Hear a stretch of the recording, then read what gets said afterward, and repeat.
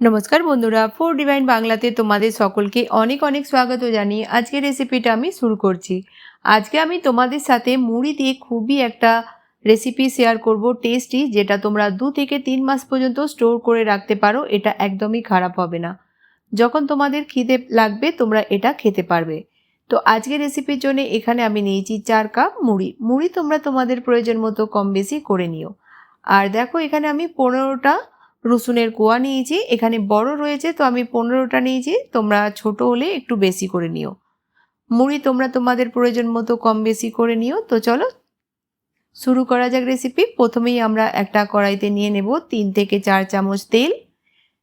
তেল যখন আমাদের হালকা গরম হয়ে যাবে আমরা রসুন দিয়ে দেব। তো সব রসুনগুলোকে আমি এখানে গ্রেট করে নিয়েছি। গ্যাসের ফ্লেমটা একদম লোতে রেখে আমাদের রসুনটাকে ভেজে নিতে হবে কালার চেঞ্জ হয়ে যাওয়া পর্যন্ত। বিশ্বাস করো, তোমরা যদি একবার এইভাবে মুড়িটা বাড়িতে বানিয়ে খাও তোমরা কিন্তু বারবার এইভাবেই বানিয়ে স্টোর করবে। এটা এতটাই টেস্টি হয়।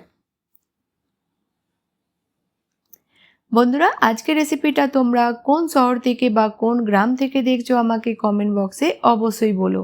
আর রেসিপিটা ভালো লাগলে বন্ধুদের সাথে বেশি বেশি করে শেয়ার করো।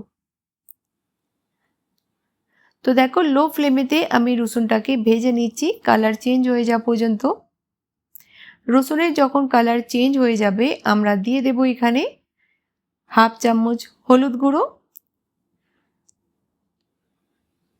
আর দিয়ে দেব এখানে 1 চামচ কাশ্মীরি রেড চিলি পাউডার। এটা ঝাল নয়, কিন্তু এই লঙ্কার গুঁড়োটা দিলে কালারটা অনেকটাই ভালো আসবে। বাস আমরা মিক্স করে দিয়ে দেব এখানে মুড়ি। মুড়ি দেওয়ার পর আমরা গ্যাসের ফ্লেমটা মিডিয়াম করে 3 থেকে 4 মিনিটের জন্য মুড়িটাকে একটু ভেজে নেব।